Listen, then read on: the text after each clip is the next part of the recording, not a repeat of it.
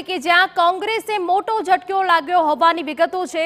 પ્રધાન બચુ ખાબડના મત વિસ્તારના કોંગી કાર્યકરોના કેસરિયા કોંગ્રેસના 400 થી વધુ અને આપના કાર્યકરો ભાજપમાં જોડાયા હોવાની વિગત છે। ધાનપુર તાલુકા કોંગ્રેસ પ્રમુખ સહિત 400 થી વધુ કાર્યકરોએ કેસરિયા કર્યા હોવાની વિગત।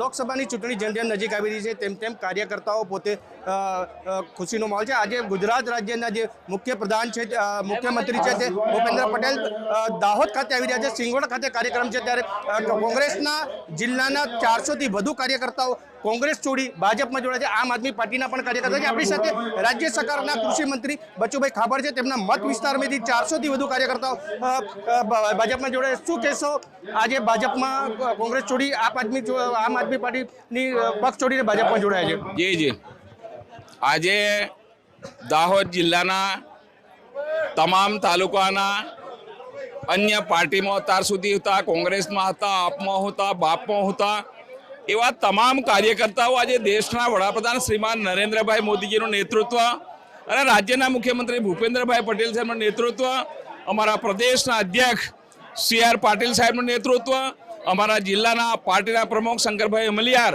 અને જેમનો સિંહ ફાળો છે આ જિલ્લાના વિકાસ માટે એવા ફરીવારના ઉમેદવાર અમારા જસવંતસિંહ ભાભોરજી, સૌના નેતૃત્વની અંદર અમારા બધા ધારાસભ્યોની આગેવાનીમાં જિલ્લા પ્રમુખ કે તાલુકા પ્રમુખો, સંગઠનના લોકો સાથે મળીને આ લોકો હવે કે અમારે વિકાસ સિવાય ચાલે એવું નથી અને દેશના વડાપ્રધાને નક્કી કર્યું છે કે વિકસિત ભારતના સંકલ્પ સાથે દાહોદ પણ વિકાસની યાત્રા સાથે જોડાય। એટલે ચાલુ સરકાર સાથે અને ભારતીય જનતા પાર્ટી સાથે આજે સમગ્ર જિલ્લાના હજારો કાર્યકર્તા જોડાયા છે।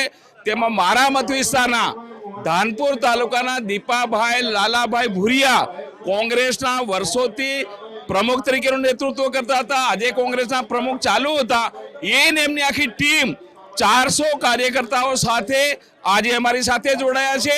દેવગઢ બારિયાની અંદર પણ અમારા પીપલોદના સરપંચ, અન્ય કાર્યકર્તાઓ, માજી જિલ્લા પંચાયતના સભ્યો, તમામ અને પૂરા જિલ્લાના મારા લીમખેડા હશે, સંજેલી છે, સિંગવડ હશે, ઝાલોદ હશે, ફતેપુરા હશે, દેવગઢ બારિયા હશે, ધાનપુર, તમામ તાલુકાના જે અન્ય પાર્ટીઓમાં હતા એ લોકો આજે અમારી સાથે જોડાઈને વિકસિત ભારત સાથે જોડાઈને દેશના વડાપ્રધાન નરેન્દ્રભાઈની મોદી સાહેબની ગેરંટીને દાહોદના વિકાસને ધ્યાનમાં રાખીને આજે બધા જોડાયા છે। તમામનું અમે સ્વાગત કર્યું છે, અમે એમને સ્વીકાર્યા છે।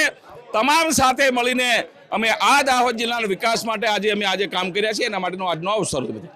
ચોક્કસ આ હતા રાજ્ય સરકારના પ્રધાન। અનેક કાર્યકર્તાઓ આજે જે છે તે કોંગ્રેસ, આમ આદમી પાર્ટી સહિતના તમામ જે અન્ય પાર્ટીઓથી છોડી ભાજપમાં જોડાયા છે। પ્રિતેશ પંચાલ, TV9 દાહોદ।